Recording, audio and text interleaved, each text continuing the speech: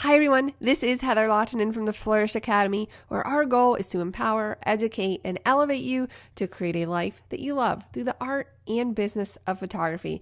In this video, we are going to fix a challenging photograph from beginning to end in Lightroom. But first, make sure you check out our sponsor, ymcamera.com, for all of your photography needs. Oh, and by the way, I plan on purchasing that new Fuji X-T3 in the very near future. I took this photo last week during church of the children's choir, and it's a very challenging situation in our church. We have that large stained glass window behind them that is obviously causing unwanted light in the frame. But then we also have the mixed lighting from the tungsten fixtures. You can see my settings. I was shooting with my D750. I was at a pretty high ISO because I wanted a faster shutter speed. I did not use flash, nor would I in any church, whether it's this type of service or a wedding ceremony. So I just wanted to show you how I would correct this photo and get it to a point where it's usable. I don't think this photo is ever going to be amazing. That's not the point. It's largely just a snapshot, but let's see what we can do. I'm jumping into the develop module, starting where I always begin, which is adding Susie's favorite preset. We'll see what happens there. Added a little too much contrast for me, so I'm going to tone that down a little bit. It's also overexposed.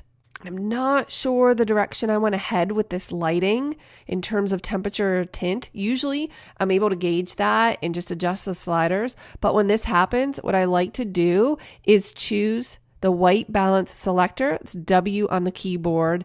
And then I like to just kind of move around the image. Let's open up our navigator so that we can see a preview of what would happen. And it grabbed a preset. There we go.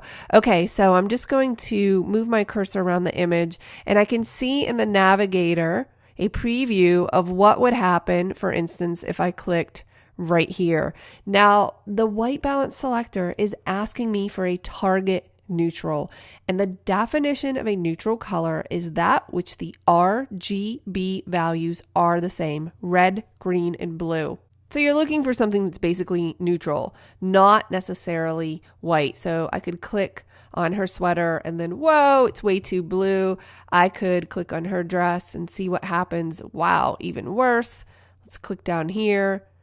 Now it's green. We are having all kinds of issues. This is gray, his vest. That looks a little bit better. Let's go ahead and drop this tool by pressing W, and I'm just going to pull down on the tint a little bit and the temperature a little bit more and take a look at the before and after.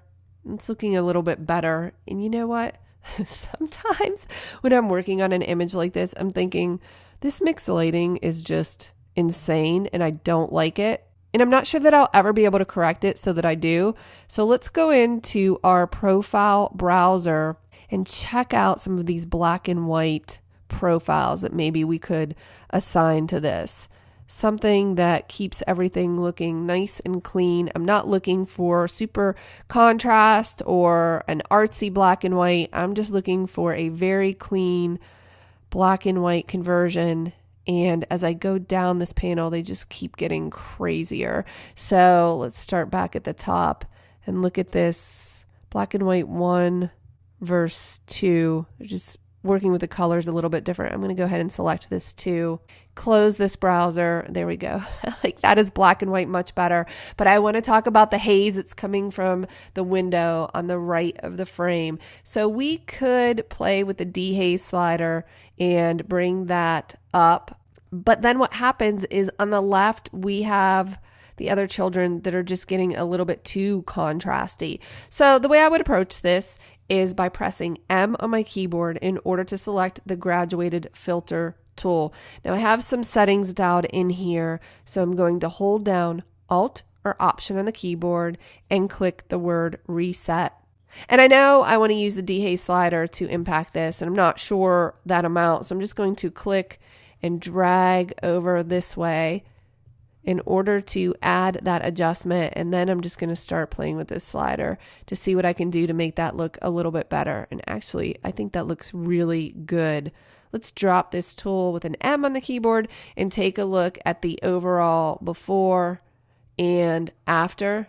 And I think that looks fantastic. And in fact, I took several images from this scene, and what I would do is just sync all of those settings so that they all look clean and beautiful. My point to this video is that sometimes images are not going to be perfect, but when you're talking about documentary photography, sometimes it's just good enough. I hope that you found this useful. I'll see you in the next video.